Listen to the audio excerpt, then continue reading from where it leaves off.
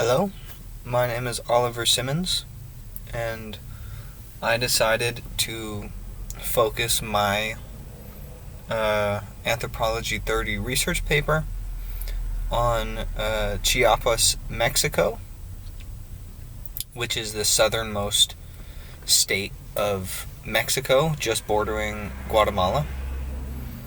And I was really curious to see an effect of globalization, a global force, on this region of the world.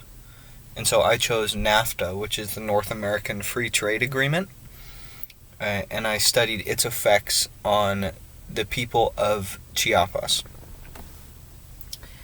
And I did begin the research paper with an emphasis on the indigenous people of Chiapas and how they have responded to NAFTA and the effect it has. But I did cover that, but I certainly expanded it more also and just talked about the effect on the region too in general. Chiapas, Mexico is very, very poor. It's the poorest state in Mexico. And coincidentally, it is also the state with the highest indigenous population. And yeah, I found out some really cool stuff. So, let's see. Oh, describe the sources. I got you. Okay, so the sources for me that were very helpful is really, I started out with Wikipedia. I don't like to cite Wikipedia, so when Wikipedia would tell me something very broadly, I'd go research it, and then I'd find sources to back up what they said. But Wikipedia is a great source for just like an overall thing. I wouldn't take it too seriously. I didn't, because it can be wrong. It's not verified. And some really good sources for me were the Mexico News Daily, which is a Mexican newspaper. The Economic Populist, it told me a lot about manufacturing before and after NAFTA. Let's see. The Des Moines Register, talking about the effect of NAFTA on these family farms. And I have so many more research. Oh my gosh, I have so many. I'm not going to go through all of them. The IMF website, really figuring out how their loans work. The Balance, telling me more about how the NAFTA works and the Mexican Constitution. Alright, I think that's enough of those. I have so many, I don't want to go through them all. And, let's see. So, what I found out. Well, at its core, NAFTA removed tariffs between Canada, Mexico, and the United States. So before NAFTA, let's say a pair of shoes coming into the United States, there'd be a big tariff on it, like 17%. So when those Mexican shoes got to the United States market, they would be more expensive or the same price as American shoes, And so in this way, American companies or United States companies were incentivized to not take advantage of the cheap Mexican labor market. And they were incentivized to keep their production here in the States. And the same goes with Mexico. Goods coming into Mexico before a big tariff so as to not disrupt the market. But after NAFTA came into effect, it eliminated most of these tariffs. And these tariffs didn't go away overnight. They went away gradually. I believe the last tariffs expired in 2008. NAFTA was signed in 1994. And so I just looked at the effect of NAFTA on this region, especially indigenous corn farmers in the region, who had been farming corn for generations and generations. A lot of them are descended from the Aztecs, and who also farmed corn a bunch. And so the effect of NAFTA, because it took away the protections of the Mexican market as well as the United States market, it caused United States corn manufacturers to be able to flood the market with cheap corn, just like loads and loads of it, super cheap, and the indigenous farmers just couldn't compete. There's no way they could, you know. And also what I saw in Chiapas was NAFTA very much brought in, well, NAFTA sort of rode in on a wave of neoliberal reforms.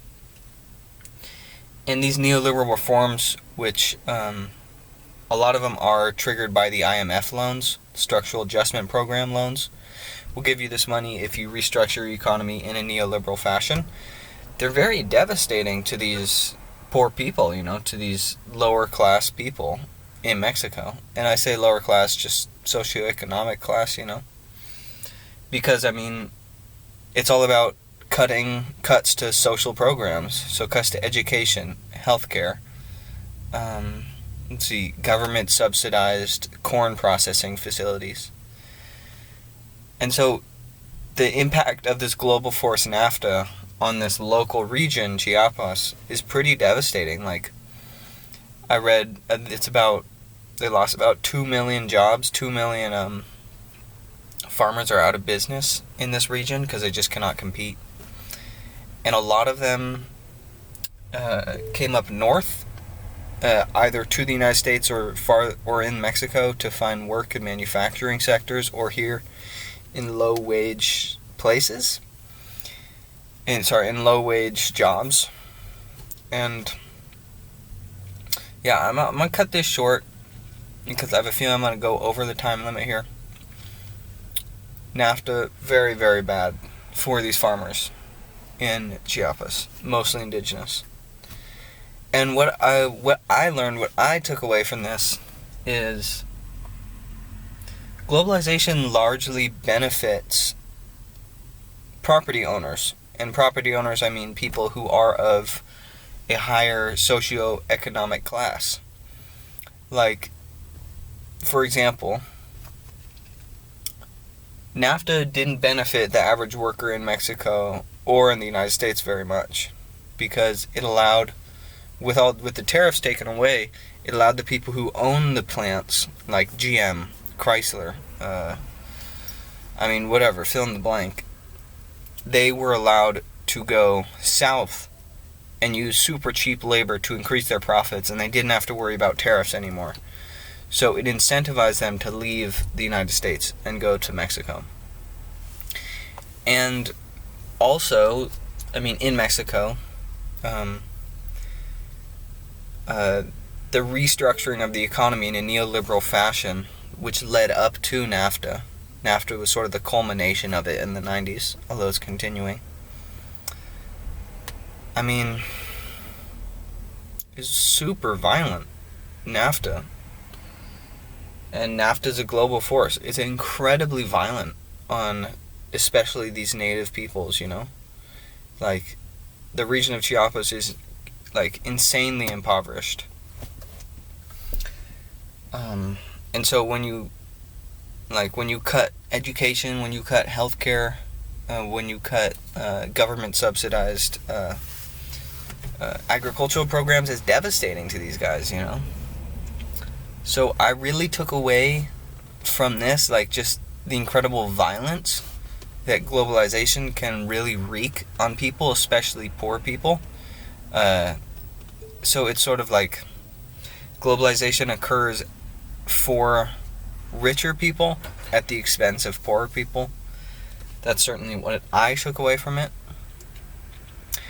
I also took away from it that unfettered, unregulated capitalism, as Karl Marx told us so long ago, man, like, it's a revolutionary force. It will cause people to revolt, as is the case in Chiapas. You see this indigenous group, the EZLN, or the Zapatistas, they declared war on the government, and they lost, technically, but not really, because, they run a significant portion of Chiapas autonomously, and they've managed to install a very rudimentary safety net for their people.